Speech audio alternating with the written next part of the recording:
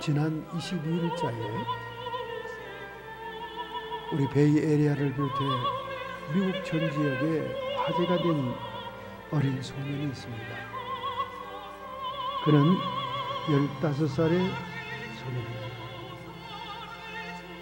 그는 산호세 비행장을 울타리를 뛰어넘어 가장 가까이 있는 비행기, 어디로 가는 비행기지도 모르고 비행기 바퀴 속에 들어갔습니다.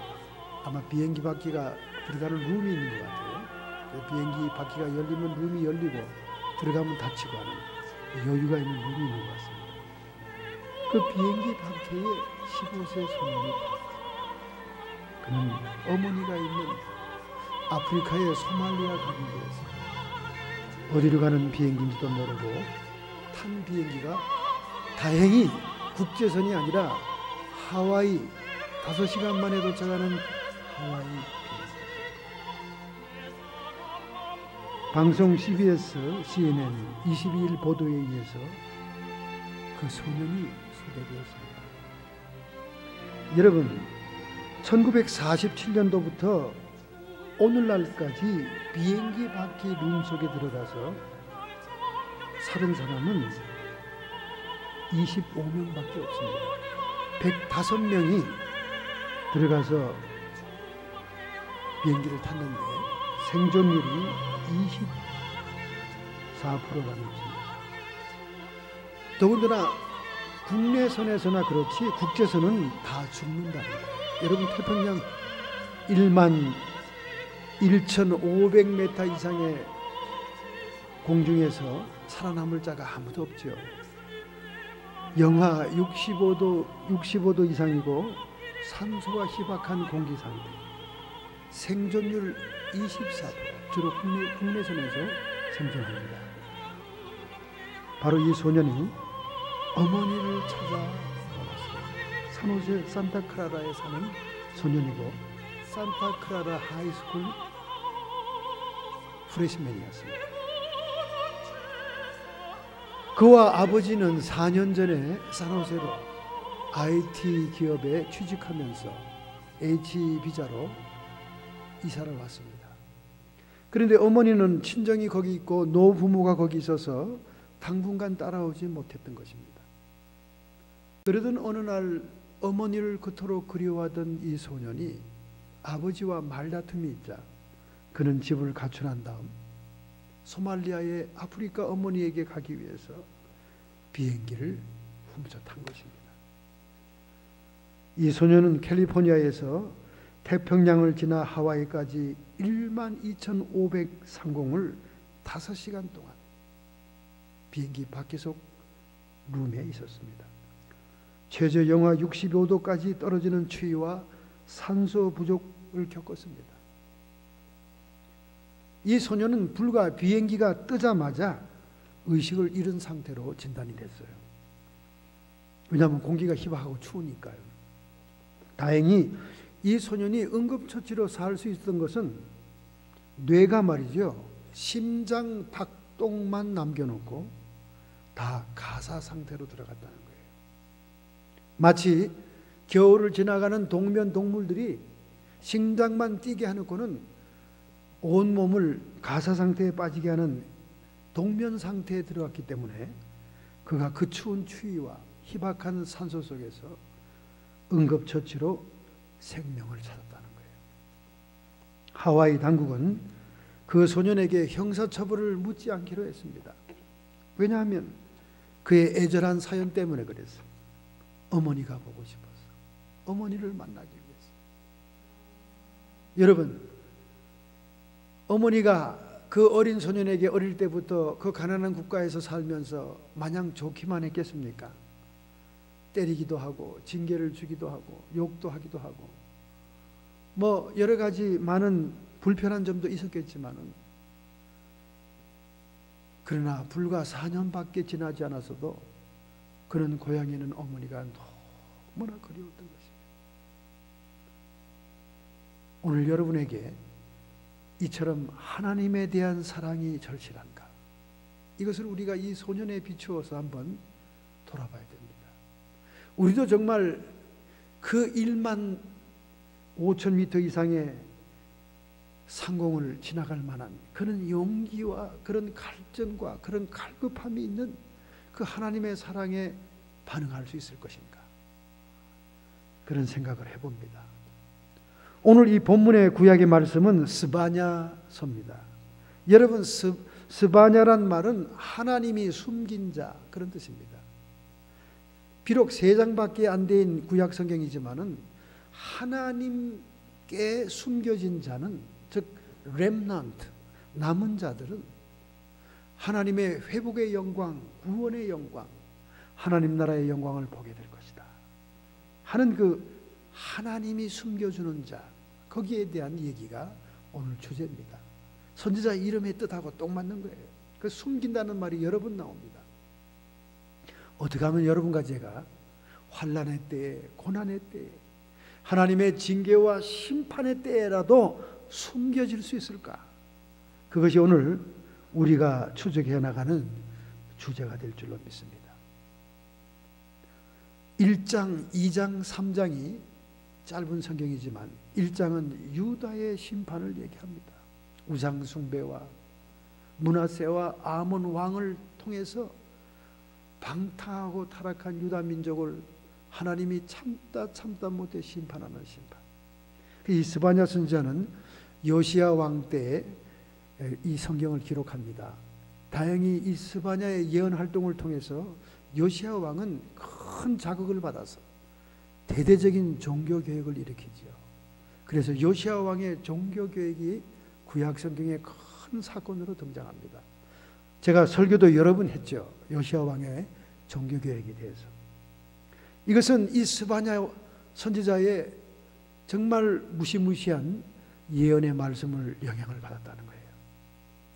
1장은 유다의 심판을 얘기하면서 궁극적으로 인류의 대재앙, 인류의 대심판에 대해서 언급합니다.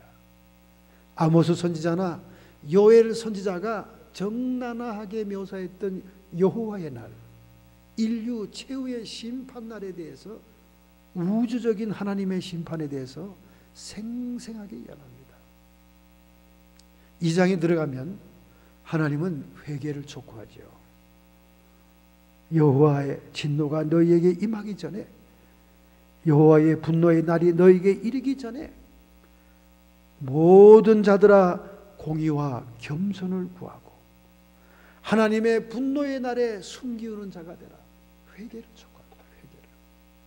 하나님이 그들을 구원으로 이끌기 위해서 징계를 하지만은 그 징계를 통해서 좌절하거나 하나님을 떠나가는 것이 아니라 회개하는 자들에게는 모든 심판으로부터 순기움을 받고 궁극적으로는 하나님 나라의 영광에 참여하게 된다.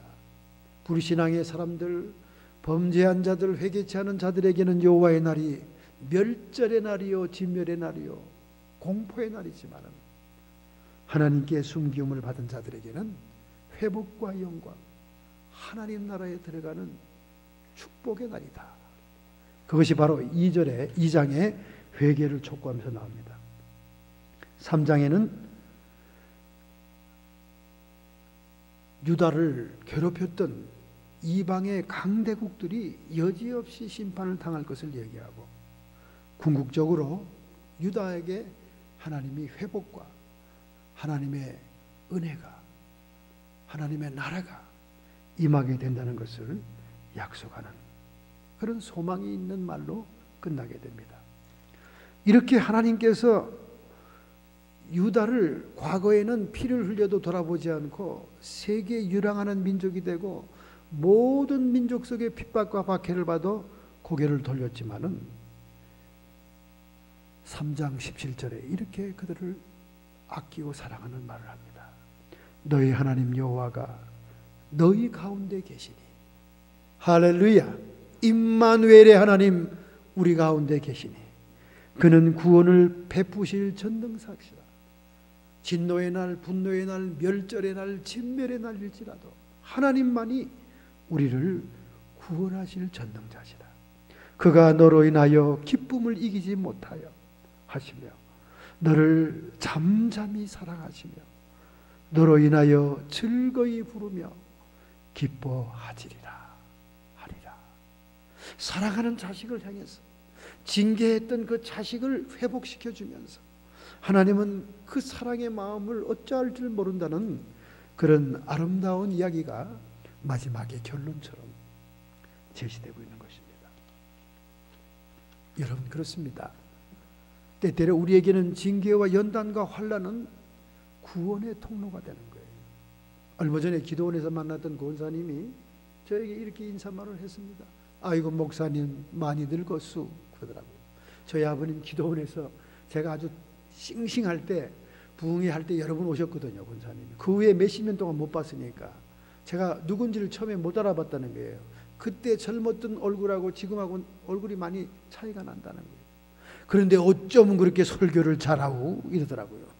그 설교를 잘한다는, 은혜 받았다는 얘기에 제가 뭐라고 답변하겠어요? 권사님, 제가 환난을 많이 받아서 그래요. 제가 고난을 통과했기 때문에 그렇습니다. 연단의 불 속에서 정말 평안하고 좋은 날, 젊음의 날에 깨닫지 못한 하나님의 진리가 징계와 환난과 고난 속에서 하나님의 진리가 깨달아졌기 때문에 권사님 보시기에도 그렇게 느껴집니까? 그렇다오. 환난 때문입니다. 여러분, 히브리서 12장 4절부터 13절의 말씀에 기막힌 말씀이 있잖아요. 너희가 죄와 싸우되 아직 피 흘리기까지는 대항치 아니하고. 우리가 죄랑 싸우는데 피 흘리기까지 싸우진 않는다는 거예요. 그렇죠, 여러분? 그렇죠. 또 아들들에게 권하는 것 같이 너희에게 권면한 말씀을 잊었도다. 일러스되 내 아들아, 주의 징계하심을 경히 여기지 말며 그에게 꾸지람을 받을 때 낙심하지 말라. 주께서 그 사랑하는 자를 징계하시고 그 받으시는 아들마다 채찍질 하시느니라. 할렐루야. 하나님이 정작 사랑하는 아들은 채찍질하고 징계한다는 거예요. 하나님의 아들이기 때문에 꾸지람을 준다는 겁니다. 꾸지람이 없고 징계가 없으면 버린 자식이에요. 저희 친구들 가운데는 정말 터무니없는 방탕한 인간들이 있습니다. 겉으로는 성자인데 내면의 세계는 정말 지저분해요. 그래서 저 가끔 하나님께 질문합니다. 하나님, 어찌 저 인간은 저대로 둡니까? 나는 이렇게 모작스럽게 징계를 주고 환난에 처하게 하면서. 제가 어려울 때마다 그 인간을 가리키면서 물어봤어요. 저 인간은 뻔하게 저렇게 죄를 짓고 있는데. 근데 깨달음이 바로 이겁니다. 하나님이 사랑하는 자식 징계하고 꾸지람하고 채찍질하는 거예요. 버린 자식은 그냥 내버려 두는 거예요. 버린 자식 내버려.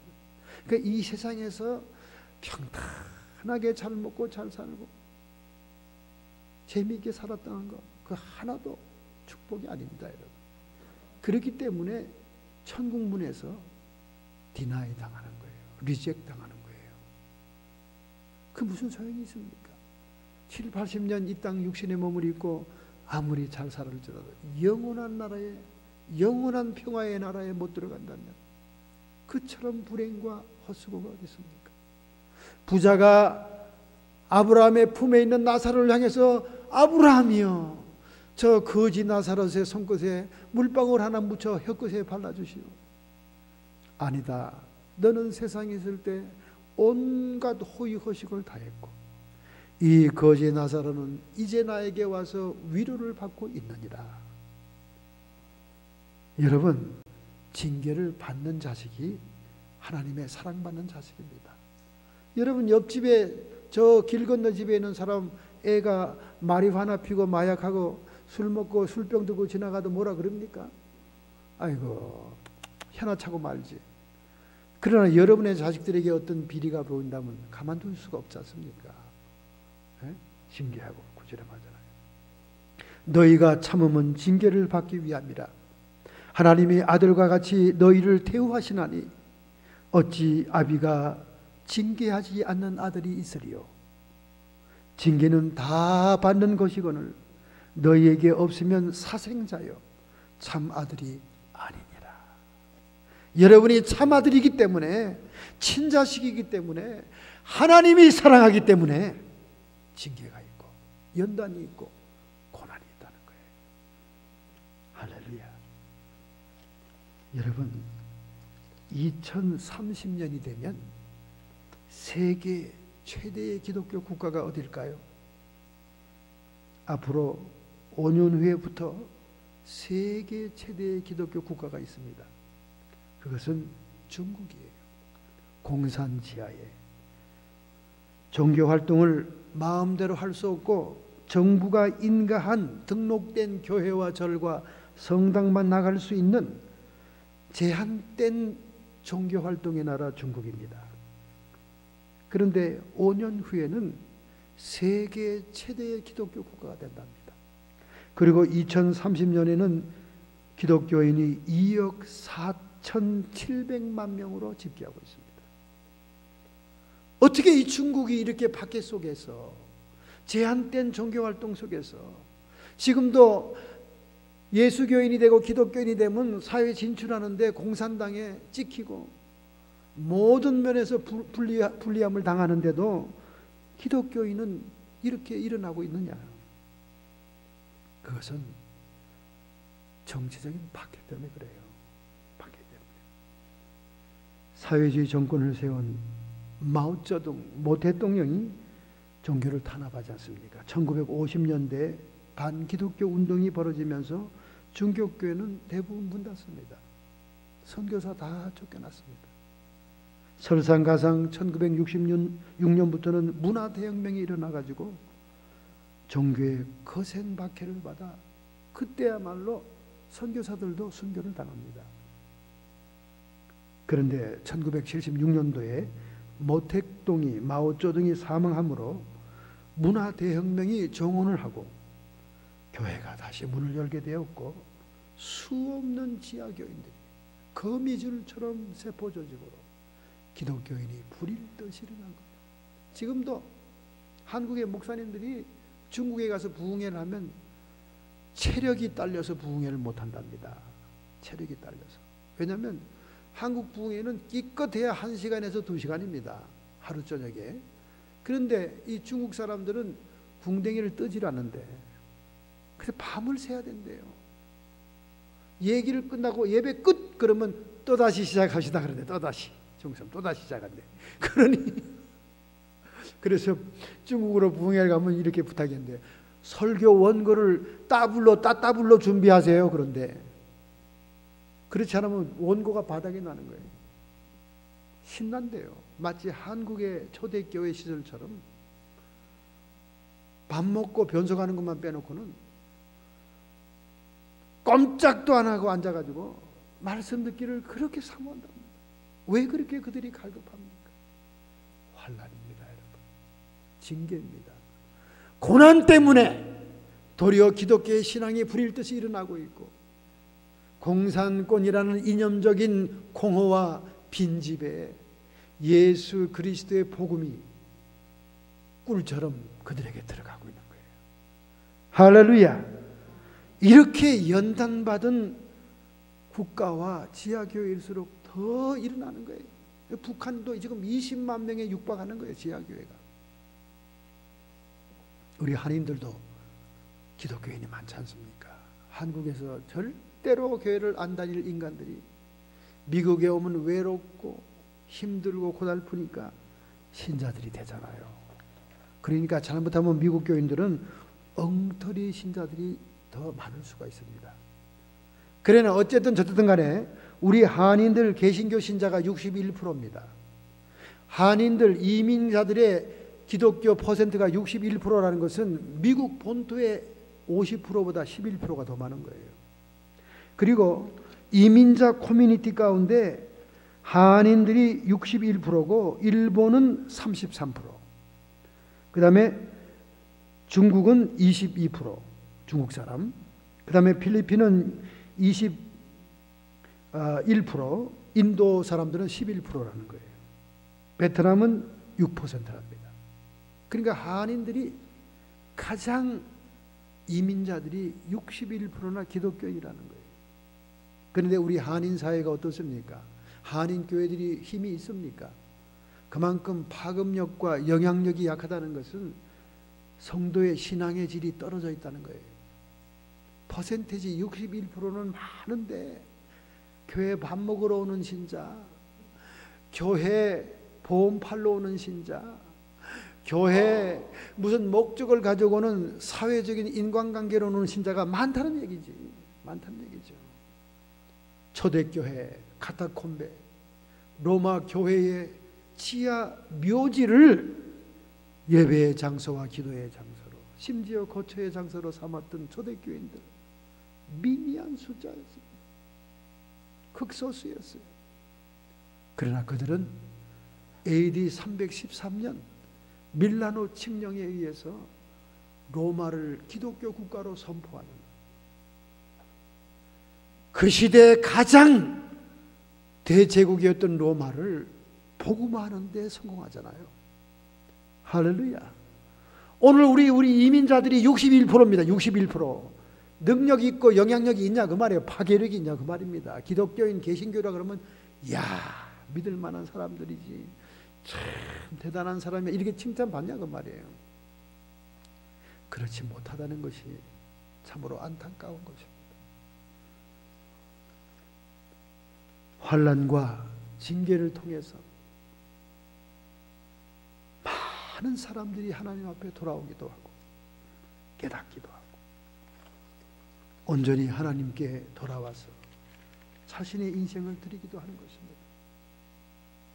한 부잣집에서 매번 그 집에 있는 여인들이 물건을 팔아주니까 한 행상인이 그 부잣집 앞에 항상 진을 치고 구루마에 여러 가지 많은 박물들을 놓고 물건을 팔고 있었습니다. 그러니까 부자가 이렇게 외출하고 드락거리면서 보는 거예요. 참 열심히 출퇴근하는구만. 그리고 이제 부자는 별 관심 없이 가난한 사람이니까 그리고 갔습니다.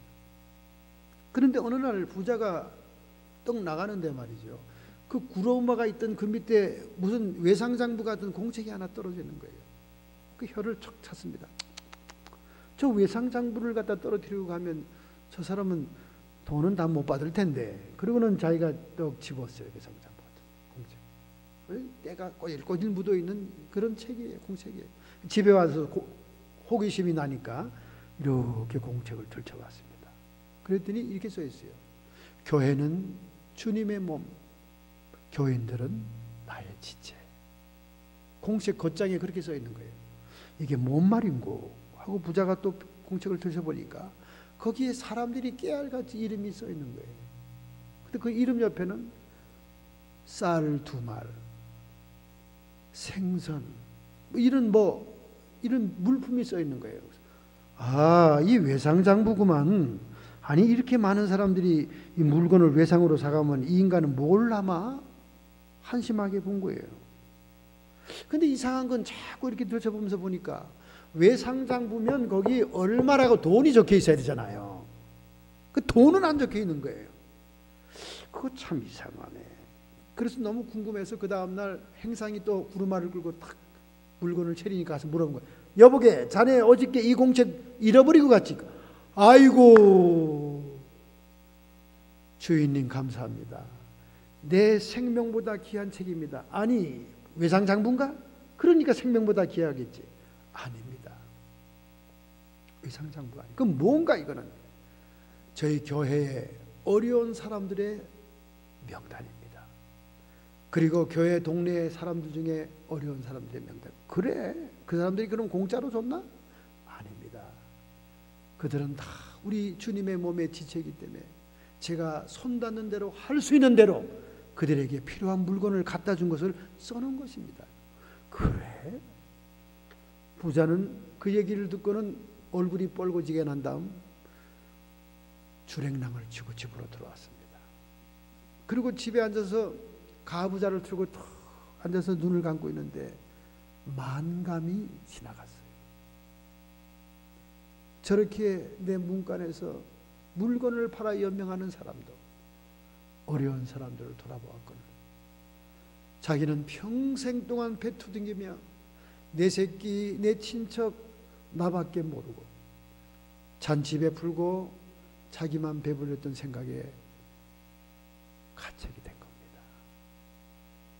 가책이 된 거예요. 그래서 지금이라도 나도 좀 좋은 일을 해봐야 되겠다, 그런 생각을 하게 됐다는 거예요. 그래서 그 행상인한테 가서 자기에게 여유 있는 물자들을 주면서 이것들을 당신의 명단에 있는 사람들에게 나눠주시오. 내가 당신을 보고 나 자신을 돌아보게 되었어 하고 회개하는 마음으로 그의 물자를 대줬다는 것입니다. 그래도 이 부자는 양심이 좀 있는 부자네요, 그죠? 이 세상에 속한 많은 부자들은 이런 마음도 없고 이런 회개도 없으니까 우리 예수님이 뭐라고 그러십니까? 부자가 천국 들어가기가 힘들다. 자기밖에 모르고 자기의 욕심과 탐욕을 섬기면서 자기 배만 채우는 자들이 어떻게 천국에 들어갈 수 있냐 그 말입니다. 하나님을 의지하고 싶어도 물질이 더 의지가 되기 때문에 두 주인을 섬길 수 없어서 하나님께서는 천국에 못 들어간다 그런 거예요. 여러분, 오늘 물질이 없는 것을 하나님께 감사하세요. 할렐루야. 여러분이 부자가 아닌 것을 감사하시기 바랍니다. 예. 안 그러면 여러분 그게 주인이 되는 거예요. 주인이 되는 겁니다. 세상에는 세 가지의 주인이 있어요. 자신이 주인이든지 물질이 주인이든지 명예가 주인이든지 주인이 있는 거예요. 제가 거듭거듭 말하지만은 성직의 길에 들어서고 목사가 되겠다는 사람들이 자기 새끼밖에 모르고 자기 집구석밖에 모르는 그런 사람들은 하나님의 일을 할 자격이 없는 사람들이에요. 자격이 없습니다. 오늘 한국교회가 왜 사회로부터 지탄을 받고 있고 왜 개독교라 그러고 왜 그렇게 손가락질의 대상이 됐습니까?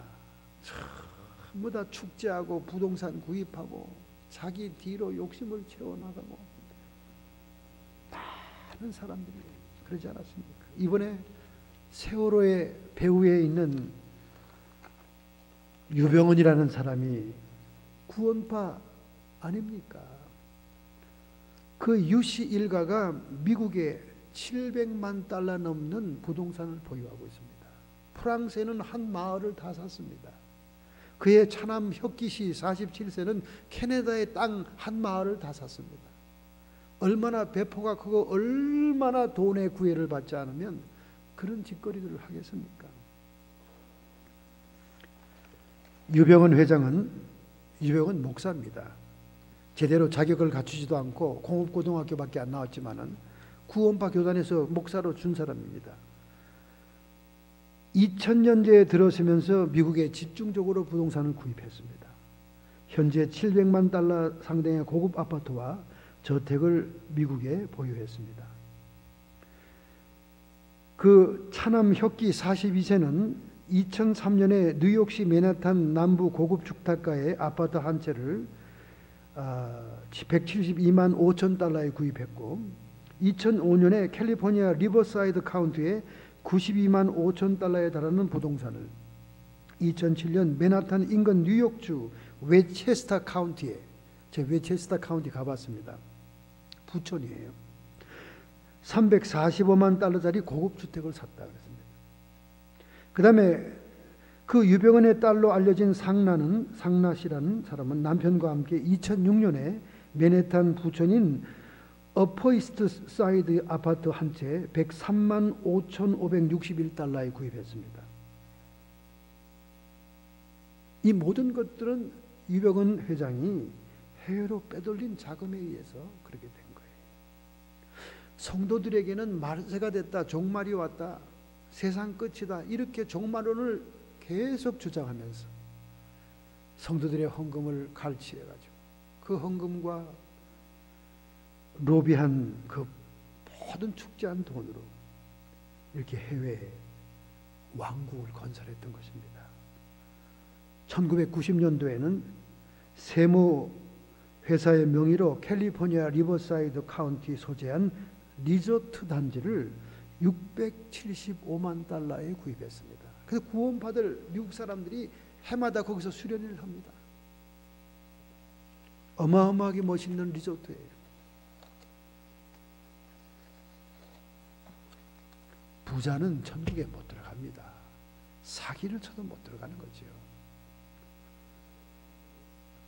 하나님은 징계를 해도 사랑하는 자식에게 징계합니다. 이 사람들이 이렇게 악인이 형통하고 잘 내버려 두잖아요. 버린 자식들이니까. 공자님도 그런 말 했잖아요. 공자님도. 뒤집어는 얘기지만 신장로에 가운데서 대변을 부른 놈하고 신장로 가에서 대변을 놓는 어린아이가 있는데 그 가에서 대변을 보는 애를 막 야단치잖아요.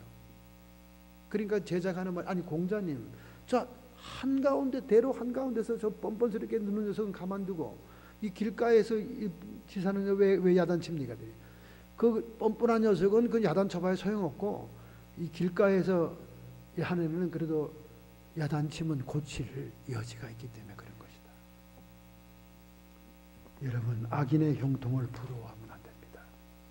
오늘 여러분과 제가 징계에 처해 있고 환난에 처해 있다면 사랑받는 자녀입니다. 할렐루야. 사랑받고 있는 거예요. 사랑받고 있는 거예요. 그래서 전반부에 1장 17절에 내가 사람들에게 고난을 내려 소경같이 행하게 하리니, 백주에도 당황해서 어디로 갈지를 모르고 허우적거리는 그런 소경같이 한다고 말입니다. 실제로 아수리아 군대들은 눈을 빼버리고요, 바벨론 군대들도 왕까지도 눈을 빼버리지 않습니까? 내가 사람들에게 고난을 내려서 소경같이 하리라. 사랑하는 선민 택한 민족 유다입니다. 그러나 하나님이 그들이 우상 숭배하고 하나님과 우상을 겸하여 섬기고 가난한 자 고아와 과부의 재산을 착취하고 법정의 뇌물을 받고 법을 잘못 판단하고 제사장들은 성소를 더럽히며 선지자들은 거짓을 고하는 타락한 유다를 심판하고 징계할 수밖에 없었던 거예요. 장차는 이 세상도 심판하고 징계할 수밖에 없는 것입니다. 히브리서 10장 26절에 말합니다. 우리가 진리를 아는 지식을 받은 후에 짐짓 죄를 범한 적 다시 속죄하는 죄사가 없느니라. 진리를 아는데, 하나님의 뜻을 아는데도 계속적으로 범죄한다면 용서받을 수 없다는 것입니다. 그러나 두 번째로 2장 3절에 회개를 촉구하지 않습니까? 너희는 여호와를 찾으며 공의와 겸손을 구하여라. 너희가 혹시 여호와의 분노의 날에 숨김을 얻으리라. 할렐루야. 회개하라는 거예요. 여러분, 이 회개가 밥 먹듯이 될 것 같지만은 안 됩니다. 여러분, 회개에 성령이 오시고 감동이 되고 하나님의 말씀에 찔림을 받아야 회개가 되는 거지, 회개가 그렇게 쉽지 않아요. 그리고 회개했다고 하는 사람들도 참된 회개를 하지 않은 것이 더 많습니다. 회개란 자기의 죄를 깨닫고 그것을 미워하면서 사악한 행위에서 돌이키는 것을 얘기합니다. 근데 많은 사람들이 후회하면서 반성하면서 회개했다고 그러죠. 회개와 후회는 다릅니다. 반성과 회개는 달라요. 회개는 첫째, 자기 자신에게 부끄러움을 느끼게 되는 겁니다. 수치감, 죄책감을 느끼게 되는 거예요. 두 번째는 하나님께 찾아 나가야 되는 거예요. 왜? 하나님만이 용서해 줄 수 있고 하나님만이 죄를 깨닫게 해주시기 때문에 찾아 나가야 돼요. 세 번째는 하나님의 규례를 순종하고 법도를 지켜야 됩니다. 그래서 여기 본문 말씀에 법도를 지키는 자라고 얘기하지 않습니까? 오늘 본문 2장 3절, 여호와의 규례를 지키는 세상의 모든 겸손한 자들아. 정말로 회개한 사람은요, 죄를 다시 범하지 않아야 되고 하나님의 법도, 하나님의 말씀을 순종하고 준행해야 그게 정말 회개가 된 거예요. 회개했다고 하면서 똑같은 죄를 자꾸 거듭하면서 회개했다고 그러는 사람들이 많은데 그건 회개한 게 아닙니다. 눈가림하는 거죠. 그 사람들 앞에 위선을 떠는 것이죠. 엉뚱한 것입니다. 하나님이 인지하고 하나님이 인정하는 그런 참된 회개를 해야 되는 거예요. 할렐루야. 저 독일에 가면 바실리아 슐링크라고 하는 수녀님이 마리아 회라고 하는 기도회를 세웁니다. 그래서 우리가 유럽 여행할 때 이 바실리아 슐링크의 마리아 회를 가보기도 했죠. 굉장히 영성이 뛰어나고 기도를 많이 하는 중보기도의 단체예요. 지금 우리 떼제 그 공동체처럼 말이죠. 떼제 공동체도 중보기도를 많이 해주잖아요. 수사들이 뭐 이메일로 기도 제목을 보내도 그들이 기도를 해주잖아요. 우리 사모님은 그 떼제와 굉장히 지금 친밀한 관계를 누리고 연락하고 있습니다. 헌금을 한다고 해도 안 받아요. 자기들은 노동을 해서 살아가지 헌금을 안 받는다고 합니다. 이 바실레아 슐링크도 독일의 그런 여성 마리아 단체, 기도의 단체였어요. 1950년 가을에 그들은 건축이 필요했습니다.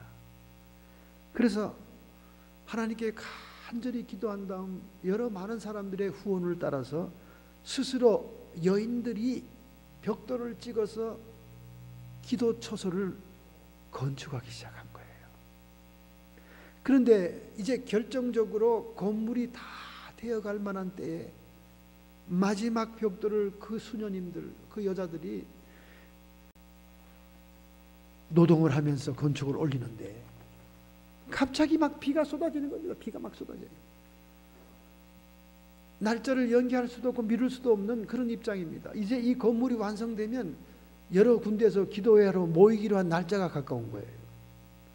자매들은 비에 흠뻑 젖어서 이러지도 저럴 수도 없는 처지에 계속 공사를 했습니다.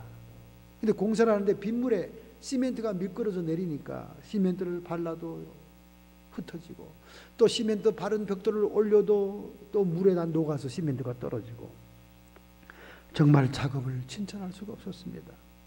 그러나 그들은 끝까지 버티면서 작업을 계속했어요. 정말로 이제 마지막 공사가 되었습니다. 그런데 여전히 그날도 비가 쏟아지는 거예요. 독일은 비가 많이 옵니다. 꼭 시애틀 날씨 같아요. 그래서 시애틀은 독일 계통 사람이 많이 삽니다. 여러분이 한번 시애틀에 놀러 가보세요. 시애틀에 가면 독일 계통의 차들이 많이 다닙니다.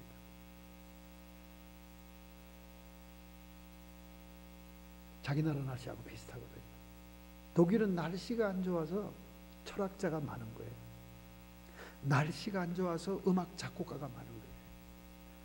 그 엉덩이 깔고 앉아서 연구하고 실내에서 하는 것들이 발달된 거예요. 그래서 모든 철학과 관념적인 신학들이 다 독일에서 나오지 않습니까? 유명한 악성들은 다 독일 출신 아니에요. 베토벤 뭐 전부 다. 그러니까 이 독일 사람들의 콧대가 얼마나 높은지 모릅니다. 이 옆집 우리 동네 이 독일 사람들 콧대가 얼마나 높은지 몰라요. 자기들이 우수한 게르만 민족이다 생각하는 거예요.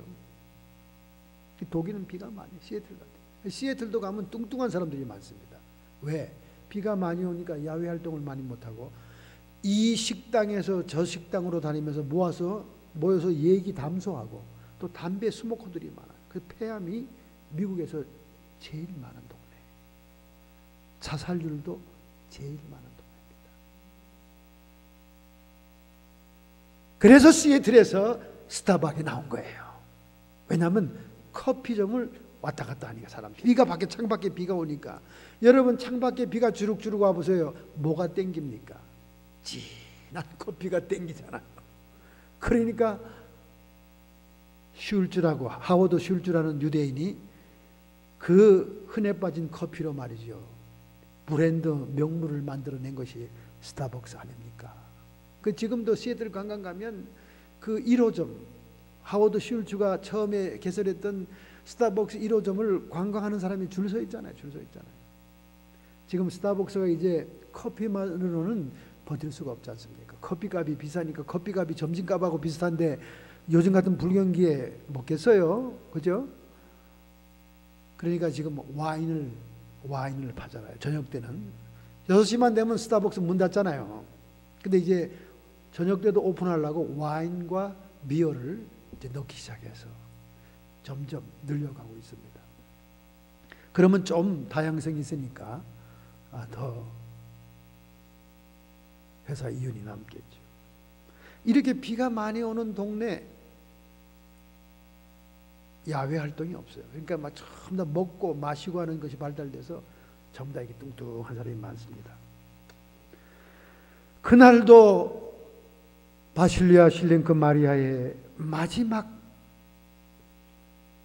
건물을 완성하는 순간이 되는데 비가 억수같이 쏟아지는 거예요.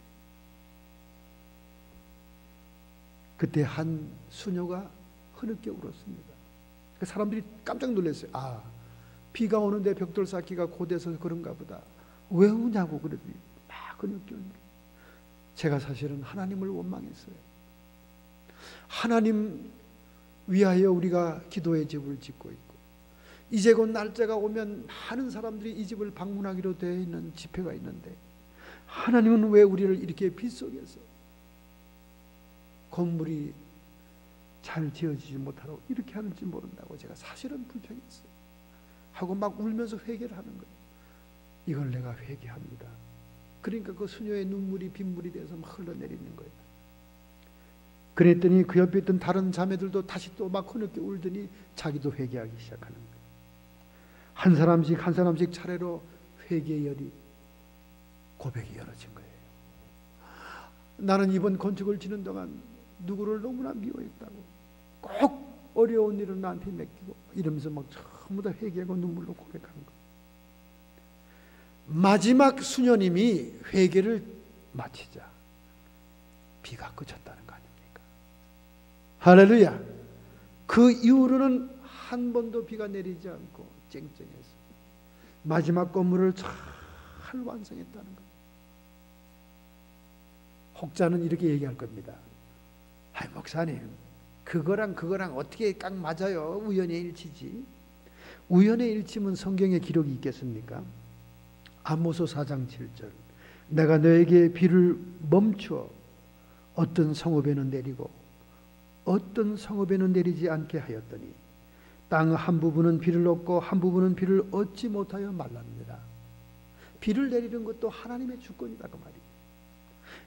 예레미야 26장 3절에 레위기 26장 3절에 너희가 나의 규례와 계명을 준행한다면 내가 너희의 비를 그 시후에 내려주리라.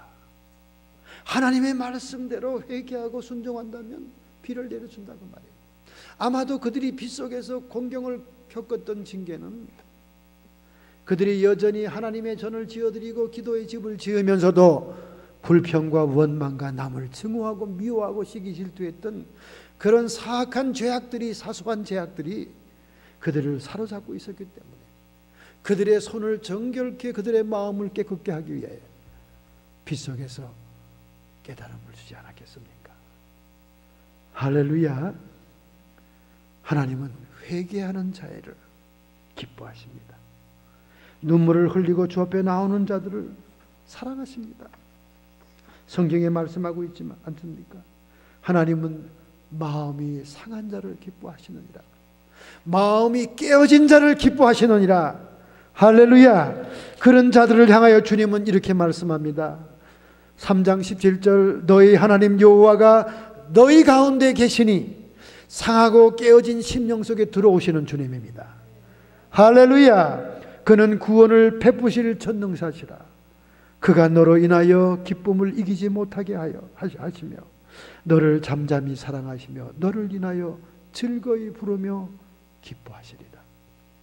오늘 여러분과 저희 마음속에 주님을 모실 수 있다면, 주님이 함께 한다면 우리는 주님의 사랑과 주님의 기쁨을, 주님의 그 사랑의 시선을 볼 수가 있을 거예요.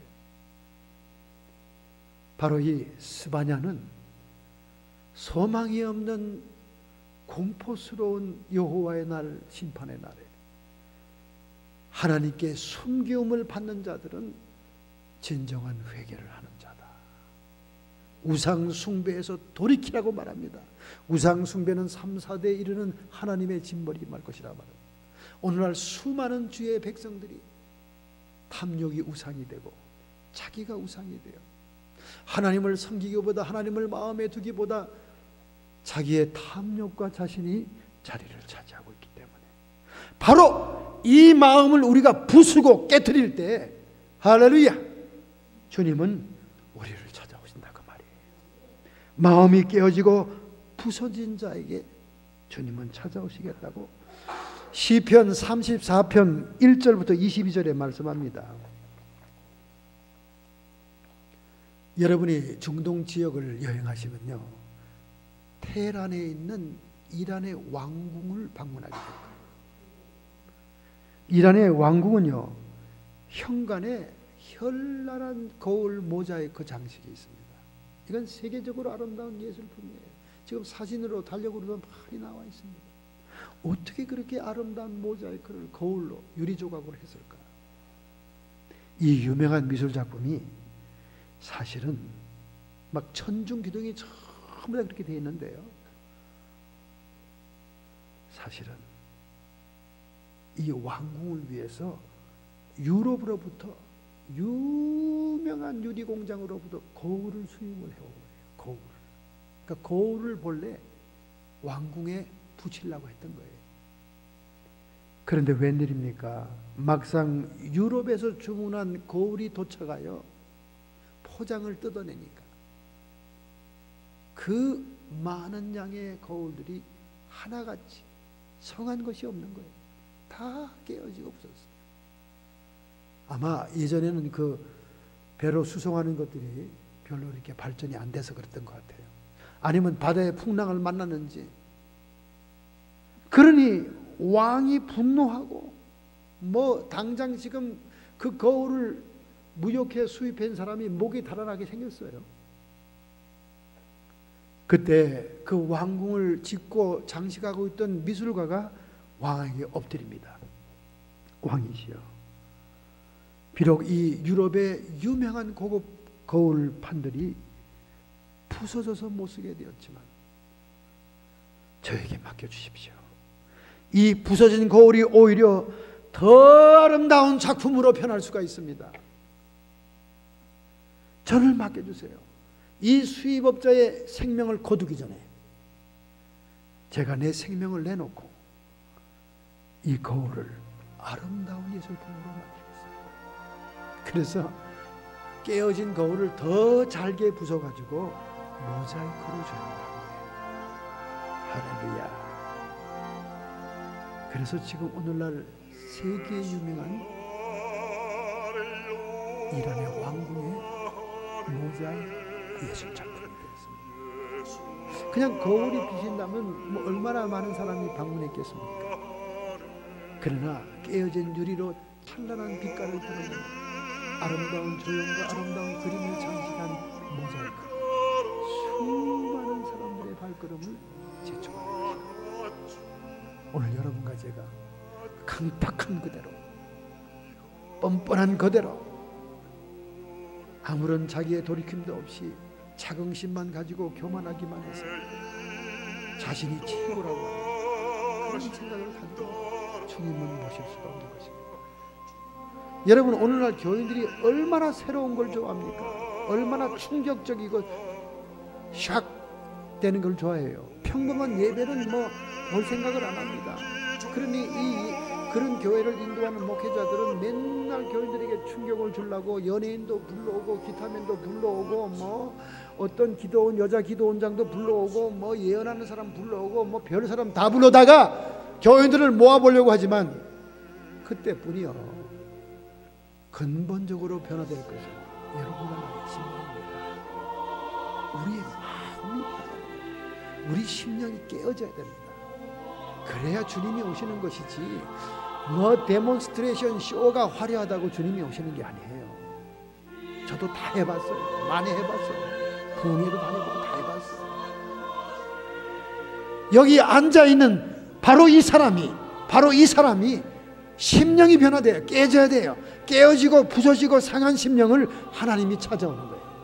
하나님이 눈동자와 같이 사랑하는 거예요. 눈물 젖은 그 눈을 사랑하는 것입니다. 자기를 질주하는 사람, 내 우상을 깨트리는 사람, 내 탐욕을 깨트리는 사람. 우리의 심령이 변화될 때 주님이 오시고 주님의 기쁨이 내 기쁨, 주님의 사랑과 은혜가 내 사랑.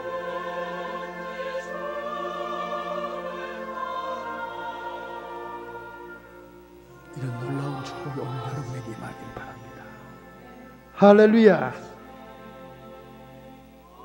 결단하고 결심하는 마음으로 여러분의 가슴에 손을 얹읍시다.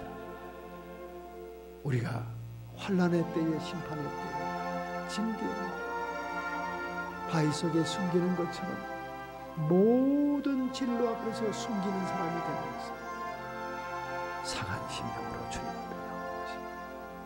하나님이 기뻐하는 제사는 상한 심령의 제사라. 무릎 꿇고 여러분의 심령이 깨어져요. 강팍한 심령 속에는 은혜의 강물이 스며들 수가 없는 것입니다. 아스파트 같은 그런 심령에는 하나님의 생수가 들어갈 여지가 없는 것입니다.